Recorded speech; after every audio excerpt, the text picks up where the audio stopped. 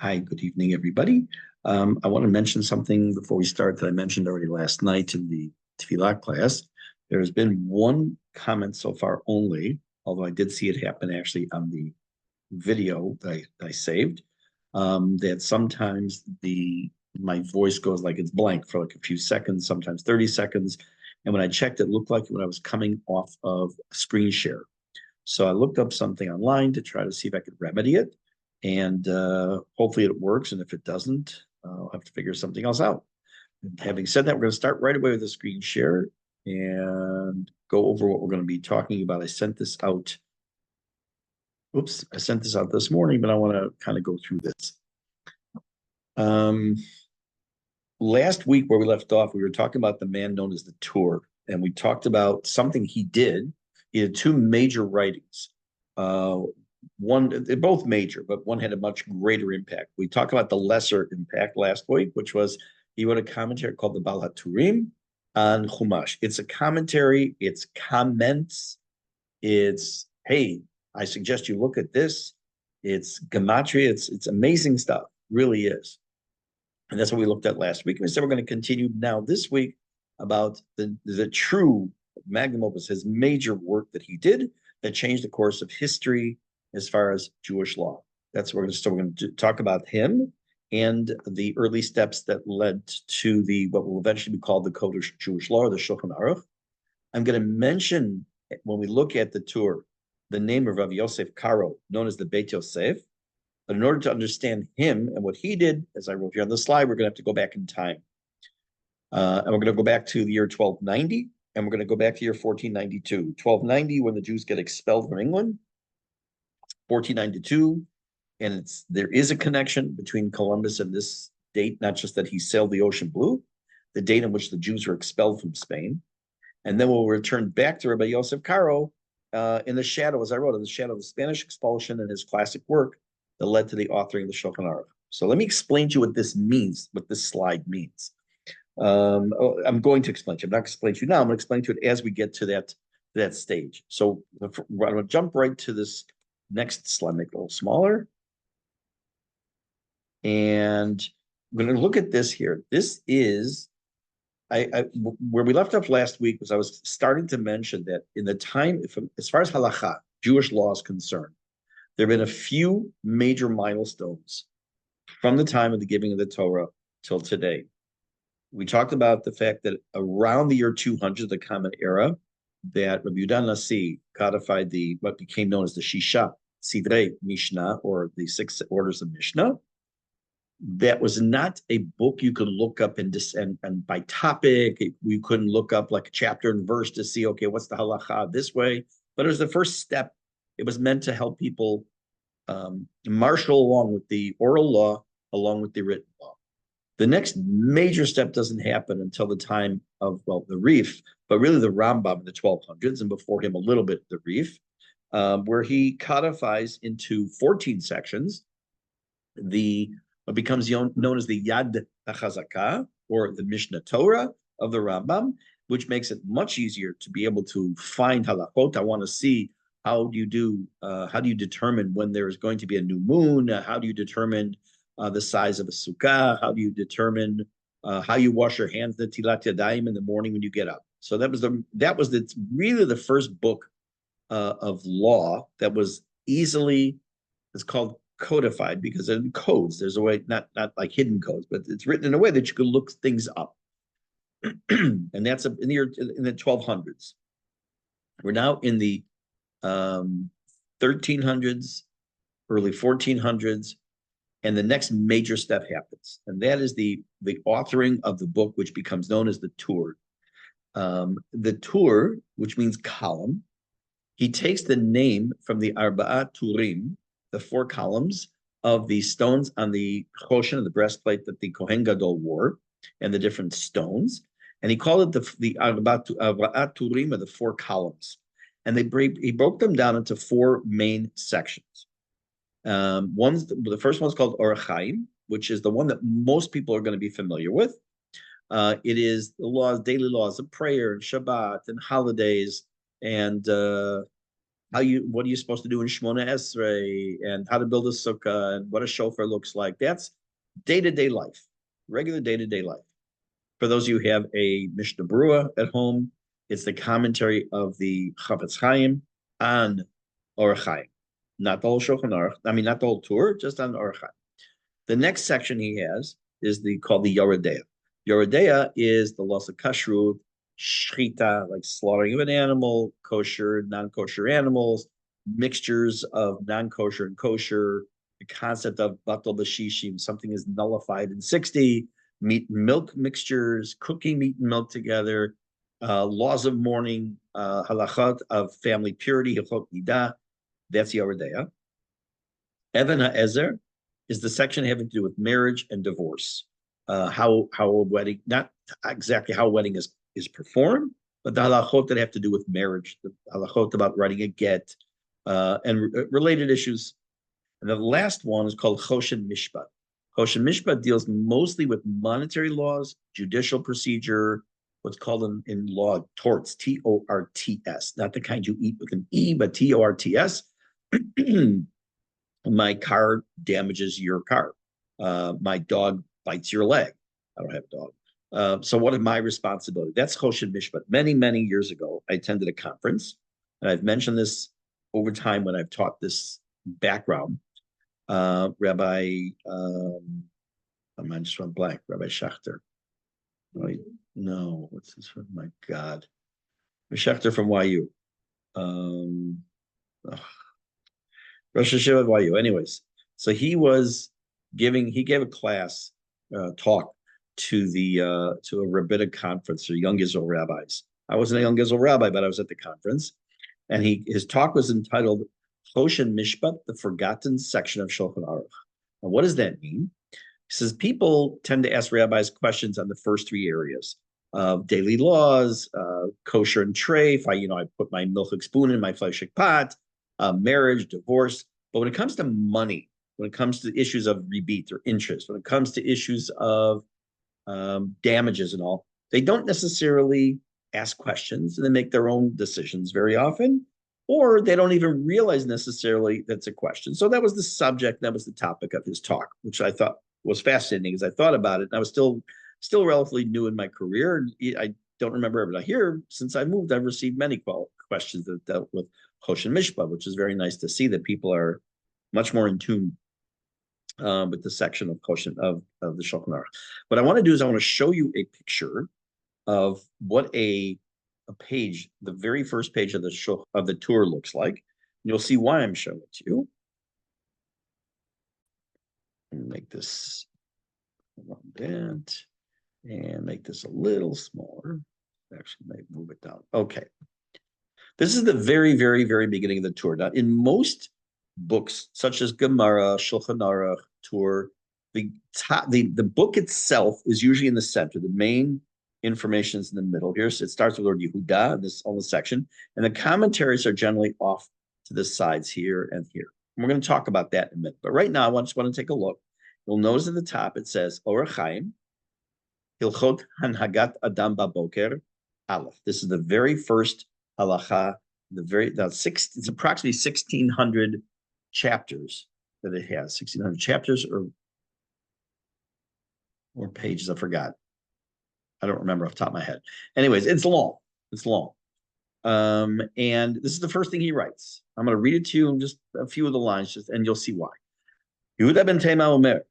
Yehuda the son of Tema said, Have az kenamer, v'kal kanesher, v'ratz kitzvi, v'gibor ka'ari.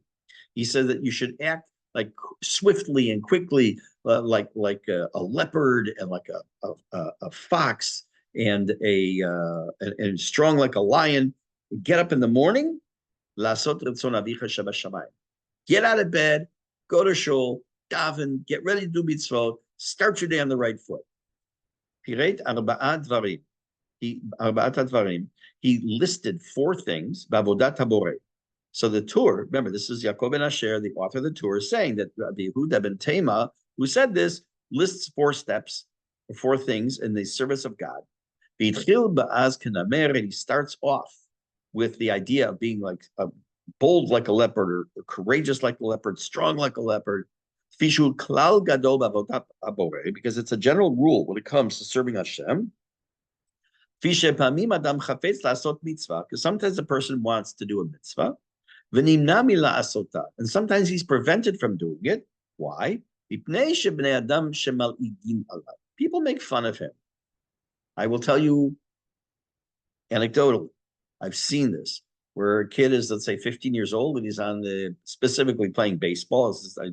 I've seen this in the United States. And he says, oh, I got to go daven mincha. And the other kids go, oh, come on, give me a break. You daven on Shabbat. You don't have to daven today. Now, you're afraid that people make fun of you. Okay, and therefore, Rabbi Yehuda ben Tema, he's here, he warned us. Shitaiz panecha keneged hamaligim. Like, be bold against these people who are going to make fun of you. And don't withhold from doing the mitzvah. And then he goes on, and he talks about other things. Okay. Remember, this is you'll notice that there's commentary on the sides, there's commentary on the bottom. One's called the Prisha and the Drisha, which is a play on a concept in Drush, how do you say it, in homiletics, but that's not for tonight. But what I do want to call your attention to is something else. You'll notice that the name of the commentary on this side is called the Beit Yosef, and this side is called the Bayit Chadash. Okay, so the Bayit Chadash we will not be discussing, if at all. We'll talk about him down the road. He's called the Bach, and this side is called the Beit Yosef. Who was the Beit Yosef? It was a man named Rabbi Yosef Karo. The name should be somewhat familiar to you. He is the author of what will become known as the Shulchan Aruch. Now, he has a massive, massive commentary on the Torah.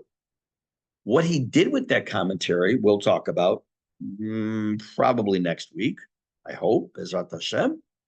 But in order to understand who he was and what eventually led to the writing of the Shulchan Aruch,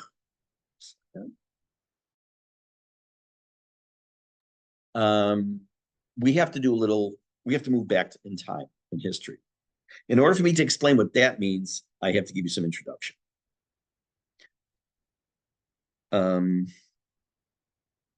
I had a kid today I was learning with, and he brought a paper for me to work with him on. And I said, okay, you know what we have to do first? He says, yeah, I know we need to do an introduction. Because I'm a very big believer in building blocks, that instead of just giving you information, understand where it came from. Sometimes you'll see a TV show or something, it starts with an opening scene. You're like, what in the world is going on? And then it freezes and it says 36 hours earlier, and then they roll the tape back, so to speak, and they start and give you the background. I want you to pretend in your mind for a second that you catapulted into the future 500 years. And you've looked on whatever the equivalent of the internet will be in 500 years from now, probably embedded in your brain at that point. And you're going to read about current social issues today in the land of Israel. Obviously, the Mashiach will be guiding you at that point. But you're going to read about something which you read about is called the fight or the war or whatever it is about Haredi draft. And you start to read about it. And now you need to explain to somebody what is going on here. You have people in Israel, they're at war, and there are people who go out to fight, and then people who say, no, I'm not going to go out to fight. I'd rather die than go into the Israeli army. Now, you're 500 years from now. Obviously, things are very different in 500 years than they are today. And you're trying to explain to a class, what is the deal? Why were they called Haredim? Second of which we're not going to discuss now. And second of all, why are they refusing to go into the army? I mean, their lives are at stake and the danger and everything else. Where does this happen? So you may say, well, they don't trust the army. They don't want to go in because they're afraid they won't be able to stay religious. I heard a wonderful line, by the way, recently. It said that Haredim are afraid their kids won't come home religious. Dati Leumi families are afraid their kids won't come home. So it's an interesting perspective and powerful. In any case, so why don't they want to go in? Why don't they want to serve? So how do you give background on that? If you go back to Ben Gurion, who gave permission for, I think it was 400 people to sit and learn, and they got an exemption, you're still not far enough back. You need to go back into the 1800s. because a lot of the words that you hear the Haredi rabbis and leaders, the so-called leaders, which they are not, leaders saying, the terminology they're using and that their Hasidim are puppeting comes right from the time of the shtetl. Therefore, that this is what's Masira, giving you over to the government. It's Shmad. It's they're trying to destroy your Judaism. It's like all the terminology that's used. Just read some of the stuff you'll see, some of the slogans. Read some of the signs. It's right from the shtetl. It's right from the time when they were under the Tsar, for example. And so, in order to understand the dispute about the Haredi draft and the whole issue, it's not enough to go back just to 1948 and the promises Ben Gurion made, laid the groundwork for a horrific situation that we have today. You have to go much further back. Now, I told you that that Rabbi Yosef Karo, who is a commentary on the Torah, wrote a tremendous amount. And even though he wrote a tremendous amount, he ends up coalescing that information into something much smaller. Now, that's very nice, very good. But in order to really understand the background where he comes from, and when we're going to have to revert back to Spain, which is where he's from, we have to go even further back. Even though it's in the 15th century, the 1400s, where he's born and he starts to write and all, what influences him, what colors his life, we need to go back less than a couple centuries, actually 2 centuries earlier, almost exactly. And that has to do with something that most people are familiar with, the expulsion of the Jews from Spain. But what they're not familiar with, what happened almost exactly 200 years earlier in 1290 in England. In the year 1290, the Jews from England received what was called an edict of expulsion. The Jews of England were kicked out of England. Now they should be leaving on their own free will. But right then they were thrown out. What happened? So what I want to do this evening is to give you some background. I have my notes in front of me here. Some background on what led to. It's not like the one day the king wakes up and says, okay, we're going to throw all the Jews out of the country. Obviously, something has to build towards that. Because the actual expulsion of the Jews in 1290 from England has centuries of history behind it, tension, prejudice. The Jews are marginalized. The events that lead up to it, though, that's what we have to start talking about. Then we're going to talk about that, which will then jump us into tonight or next week into Spain and the Jews being expelled from there, how it affects Rabbi Yosef Karo, how it affects the Shulchan. So we're going to go back. Now, remember, if you're keeping your head on, you remember that we've been dealing with the Ashkenazi world for the last few weeks. Before that, we dealt with the Sephardi world, mostly in the 11th, 12th, 13th centuries, around there and a little bit beyond. Right now, we're going backwards again. We're going to go back, though, into England, into the 13th, into the 11th, 12th, and 13th centuries.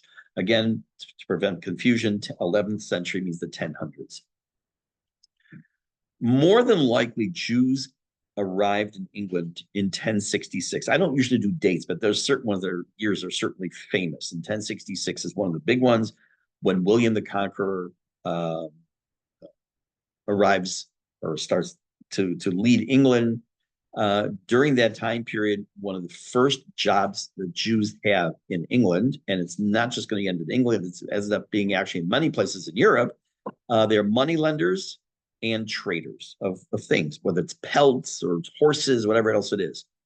Unlike Christians, Jews were able to lend money for interest. The church laws were against usury, against rebate, what we call lending with interest.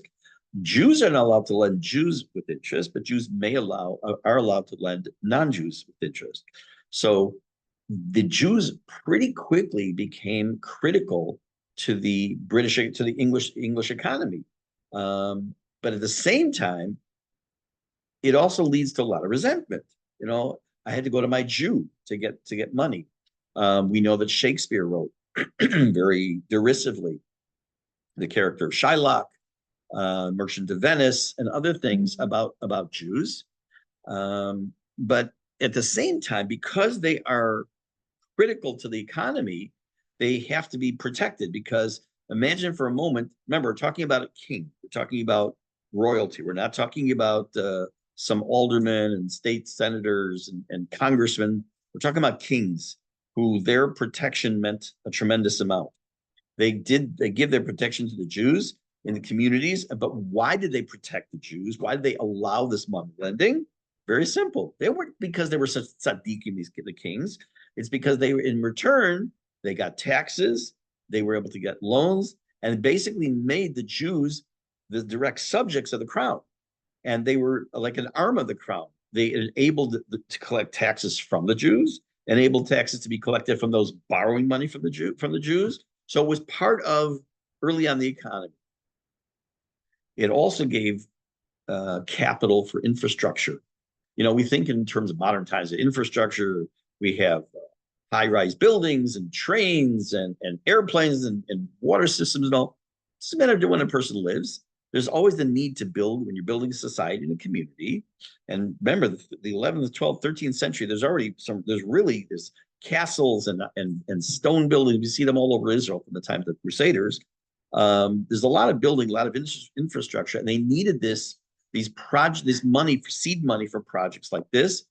And again, at the same time, parallel, it still continues to build up a lot of animosity against the Jews. It's more than animosity. It's the beginning stages of true anti-Semitism. Now, if you remember, we talked about the year 1096. Talk about the year 1096. The man actually was 1095. Into 1096, Godfrey de Bouillon, who makes the edict about the original first crusades. Okay, so this, what I'm talking about, the events of not just the events, but the lifestyle, what the Jews were doing at this time in England, even though at this point the Crusaders aren't going from England, it's more from France and Germany, and in England. The animosity is already starting to well up within Europe against the Jew. So as I said, not only are they going to go to the Holy Land, meaning Israel, in the Crusades, to kill the infidels, meaning the Muslims, they decided on the way they also have to practice and kill Jews because they are also anathema. They're Christ killers. They're this and they're that. This is also building up in the background in Western Europe a lot, and it's going to have an influence within England specifically.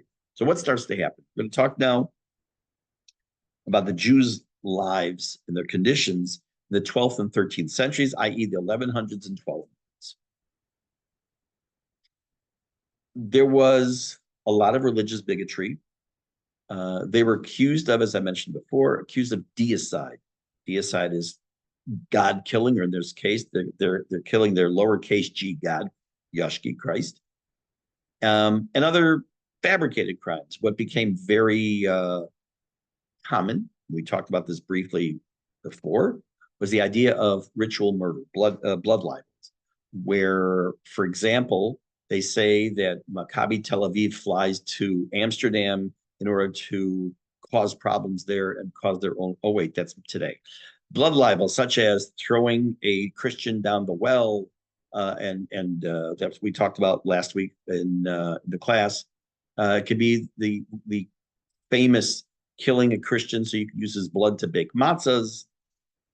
There was a case in Norwich in 1144 that we talked about.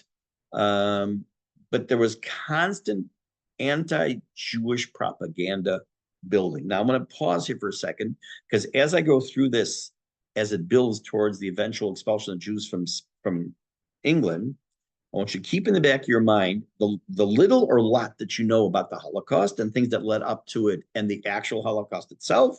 Just listen to some of the things that were happening here and just change the date from 1204, for example, to 1941, 1939, just that time period. So let's just pay attention to this. So there's anti-Jewish, I know it's shocking, anti-Jewish propaganda, but even though the king was giving protection to the Jews, at the same time, the church, remember that, I don't know if you know the relationship between the king of England and the church, but if you don't, it's not important now. The church is reinforcing the anti-Jewish propaganda and also helping to spread some of this propaganda, whether it's the blood libels or anything else, or money lending being, the root of all evil, whatever it is. And it starts to bring about what we will become known as pogroms. That's what we call them today. We call them in the 19th century, but the 19th century didn't give birth to pogroms. This is already, we're talking now, the two more famous pogroms in England were in 1189 and 1190, in the city of London and in the city of York. I don't know if I'm using the terminology correctly when I say city. I don't know, because I'm not sure how you refer to things in England, but I'm just going to say city. The city of London and the city of York. During the coronation of Richard I, he becomes king. A riot broke out during the coronation, which eventually leads to a massacre of Jews in the city of York, where the Jews sought refuge. They went to hide in what's called Clifford's Tower, but they were killed, or they were forced to commit suicide. This increases. They blame the Jews themselves for having caused the riot. Therefore, they are legitimate targets, and therefore we need to rid the world of the Jews. And this is how eventually it expands. But again, whether it's in England, or now when we get to it in Spain, or it's in Amsterdam today, or it's in Poland and Germany and in Austria, wherever it is during World War II and prior to World War II, it's the same thing that repeats itself over and over. I have a book that was given to me during the summer. Let's see what the official title is. I can't see from here with these glasses. Written by Rabbi Beryl Weinschlita, who was a chavruta of my father, Zichrono Livracha. And it talks about how Jewish history repeats itself. And he talks about specifically by category. And one of them has to do with anti-Semitism, which we see over and over and over with similar hallmarks. And this is kind of what we will see tonight and next week, Bezrat Hashem. As a result of the disdain that the church shows for the Jews, and then which trickles down to the average guy on the street as well, there are now going to be legal and economic restrictions against Jews. Under Henry III, King Henry, and I have the dates here, it's immaterial, but just for your edification, he ruled from 1216 to 1272. There were certain laws that he enacted. Now listen to this one. Tell me if you've ever heard of this before. In the year 1218, starting then, Jews were required to wear a badge marking their identity. I wonder if I've heard of that before somewhere. In 1232, they were then forbidden to build any synagogues without royal permission, which restricted the freedom of religion because it prevented the Jews from being able to worship where and when they wanted to. And then in 1253, a decree prohibited Jews from living outside certain areas and limited their economic activities. So if you want to make any comparisons, think about Nuremberg laws. Think about how Jews were thrown out of academia. This is all before World War II starts. They're thrown out of academia. They are not allowed to hold city jobs. They lose the right to have citizenship at some point, which of course leads to other problems, which is World War I, which we'll get to down the road. They have to wear a badge, the yellow star, and depending which country, it determined what it said on the badge. They were in designated areas, which we now know today we're referred to as ghettos, which is an Italian word, which we have to understand why an Italian word makes it there. And their economic activities are limited. As I said, in World War II, they can't hold public office. They're only allowed to hold certain jobs, and even those can only deal with certain types of people. The only good law that came in the Nuremberg laws was the prohibition of a Jew marrying a non-Jew. That was a good one because that's what we wanted. Anyways, but one thing of a billion things is not very positive.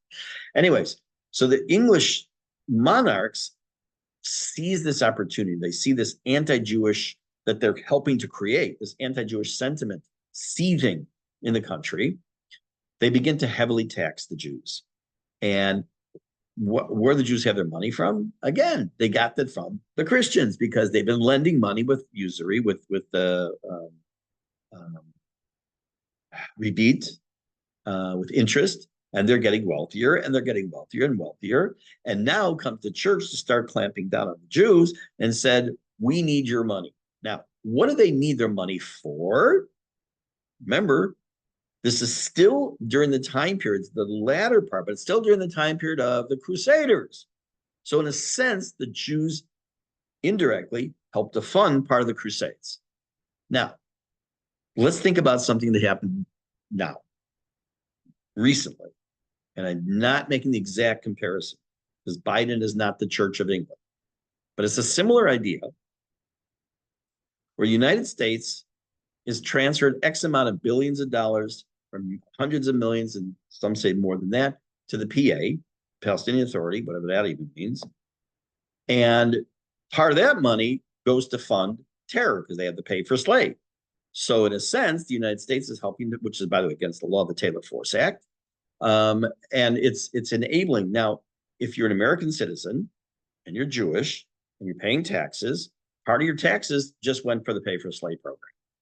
So again, it's similar, different story, different day, different year, similar idea. So let's come back to here now. So again, they're through these heavy tax burdens that the Jews are being given, which helps, of course, to diminish their wealth, is transferring into the Catholic Church. It's transferring into the coffers of the king, of the monarch, and helps to fund wars. It helps to fund any expenditures that the king wants to have. By the late 13th century, that was the late 1200s, the role of the Jew as moneylenders has pretty much gone down to almost zero. And it increases debt among the people because they don't have necessarily the money to borrow to fund things. So it causes part of the English economy to suffer. Who are they going to blame? Our economy is suffering. Blame the Jews. Why? They're not loaning us money. We kind of leave out one little problem was that we've been taking their money, for the government taking their money. So once again, the vicious circle, and once again, history continues over centuries to repeat itself. Things keep getting worse for the Jews. And along comes King Edward, well, not along, but we've been talking about King Edward. He continued still, even in spite of his edicts, to use Jews as financial resources. But he also began to align with the church more, and not just the church, but the church doctrine, which was that they were opposed to usury, interest loans, and in general, Jewish practices. So in 1275, remember, keep in mind the date or the year 1290. By 1290, the Jews received this edict of expulsion and they're kicked out. So we're right now 15 years prior to the expulsion of the Jews from England. The statute of the jury, it's what was called, that they paskined in England. I'm going to read you what it says. It outlawed usury, pushing Jews into other occupations like trade and pawnbroking. Pawnbroking, yes, that's how you say it. This left many Jews impoverished and unable to pay the heavy taxes imposed upon them. Now, not today, but in those times, in the Middle Ages and before, what happened when you couldn't pay your debt? Debtor's prison. Now, Judaism had a similar idea, but it was not really called debtor's prison.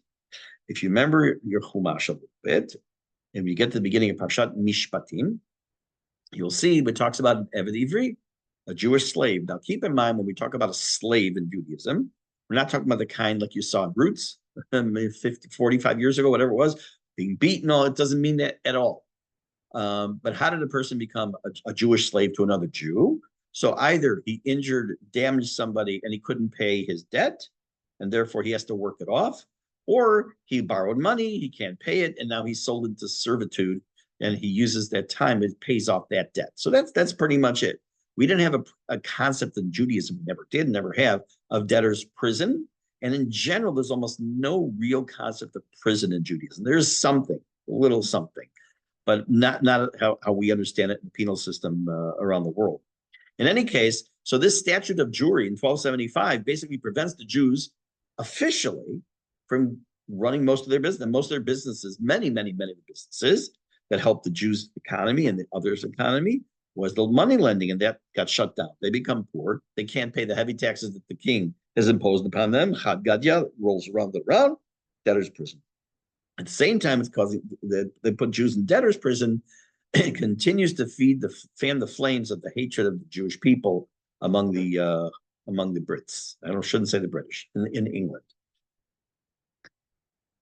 There were other things that while this is happening, the Jews were being accused of. It wasn't just blood libels. It wasn't just needing blood for matzahs. It wasn't just supposedly a Christian was thrown into a well, was murdered. There were other things. There's something called coin clipping. Now, as you know, if you have a shekel or a 10 shekel piece, it doesn't make a difference if it's a little bent, or a coin is a coin. It represents something. But in the times, all the way back to time, even before the Beit HaMikdash, when you had the all different kinds of coins, and they were minted with the impression of the king or the ruler, the whoever it might be, the coin had a value based on its weight. That's why that the names of coins, Hebrew, of course, and in Greek, the names have to do with weight. A shekel, lishkol, is to weigh. Mishkal is a weight. What's your mishkal? You shokel an idea. You weigh an idea in your mind. So a shekel is an instance of weight. So what happens? My coin, I'm going to make up the number now. My coin is supposed to weigh 40 grams, and that 40 grams is a 1 shekel coin.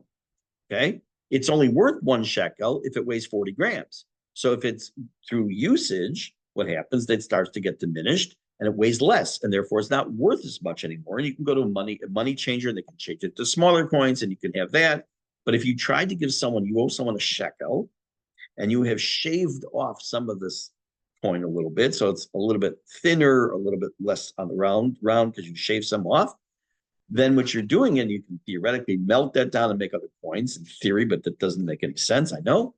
That coin shaving, you're in a sense trying to buy something. Instead of your shekel, you're giving someone 0.75 of a shekel, 3/4 of a shekel instead. So the Jews were accused of coin shaving, coin clipping, which is clipping the edges of the coin. And that led to mass arrests in the late 13th century, which then led to, this is not that long, it's about 10 years before the expulsion. It also led to execution. You would think that money issues, you'd get you thrown in jail or being put in the stocks, they put your hands and your head inside something.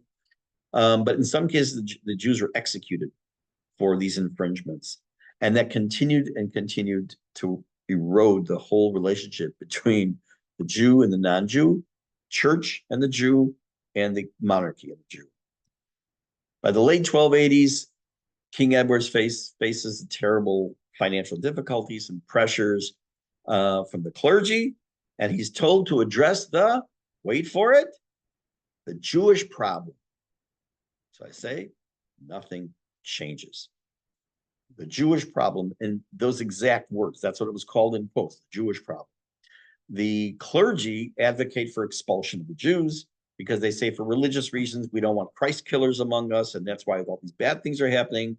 The crown, the monarchy, wants,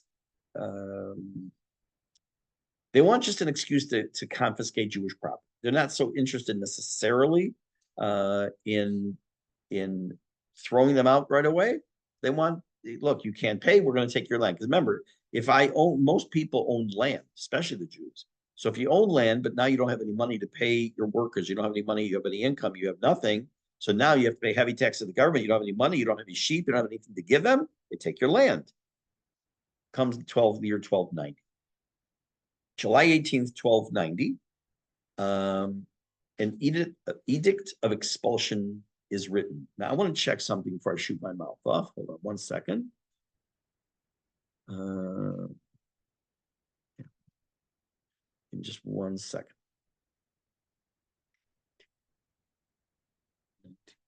June.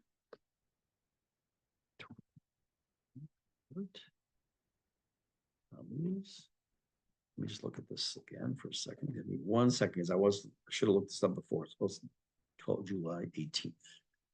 July. I'm almost sure I'm right about this. Yeah, okay. The date that this edict is given is the week of Tisha B'Av. That is significant, and I want you to keep that in your head for when we talk next week, Bezrat Hashem, about the expulsion of the Jews from Spain. And we're going to talk about Christopher Columbus. We're going to talk about the Jews. Keep in mind that the expulsion edict comes out the week, a couple of days before Tisha B'Av. Okay? And the expulsion order is on July 18th, that they have until November 1st, so July to August, September, October, November. They got less than 4 months. They have 3.5 months to pack up everything. November 1st, 1290, which in their calendar, Jewish calendar, is something called All Saints Day. All Jews have to leave England. The edict applies to all Jews, has nothing to do with their economic or social standing. You're a Jew, you're gone. How many people are we talking about? Well, how many could there have been? So they say that there are approximately 2,000 to 3,000 Jews that were forced to leave. They were allowed to take personal belongings, but anything of immovable assets, so to speak, meaning land, well, obviously they're going to leave behind. They can't take land with them, but their deeds were taken from them. They had no proof no longer that this was their land, and the crown confiscated all the land. So pretty quickly, the crown, the monarchy starts getting rich off the Jews. Many of the Jews emigrate to France or other European cities, but when they get there, they face other problems and similar hostility. This expulsion of the Jews in 1290 was the first official systematic expulsion of Jews from a European country. It laid the groundwork for others. It happened in France, which is not as well known, and we're not really going to talk about it. And it happens, which we will talk about, in Spain. And that's why we're talking about Spain, because what happens with Rabbi Yosef Karo. Believe it or not, from 1290 to 1650, when Oliver Cromwell, I actually remembered his name from my high school history class, world history. During the rule of Oliver Cromwell in the 1650s, only then were Jews permitted legally to come back to England. So you're talking approximately 300 years that England was Judenrein. Judenrein is a term we'll learn when we talk about Holocaust, which means Jew-free. Now, does it mean there were no Jews there? I couldn't tell you, because maybe some were still there, maybe some snuck in, maybe some were, they found a way to decide, why would Jews want to go back there? You think, like, why would Jews want to stay where they're hated? Just read the headlines today. So there were some very strong, serious consequences to England as a result of this move of kicking the Jews out. In spite of the fact that there were so many gains of land, property, money, ultimately it harms the English economy, because the Jews are the key financiers of the country. Christian moneylenders, Italian bankers filled the void, but evidently they didn't do a good job, and things began to fall apart. Which leads us to the pasuk in Parashat Shavua a couple of weeks ago, where Hashem tells Abraham Avinu, whoever blesses you will be blessed, and whoever curses you will be cursed. And we see this time and time again in Jewish history, that a country that is good to the Jews tends to be blessed. A country that is bad to the Jews tends to have problems. So I'll leave it with that. We'll talk just a little bit more about the expulsion and the results of the expulsion of the Jews from England next week, Bezrat Hashem. We'll move into the expulsion of the Jews from Spain.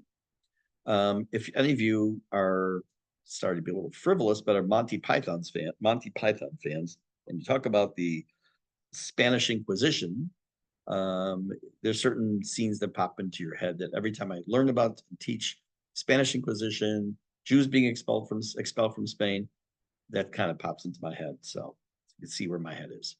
In any case, from there, then we'll have to come back to what we left off earlier in this class and talk about Rabbi Yosef Karo and the beginning of the Shulchan Aruch.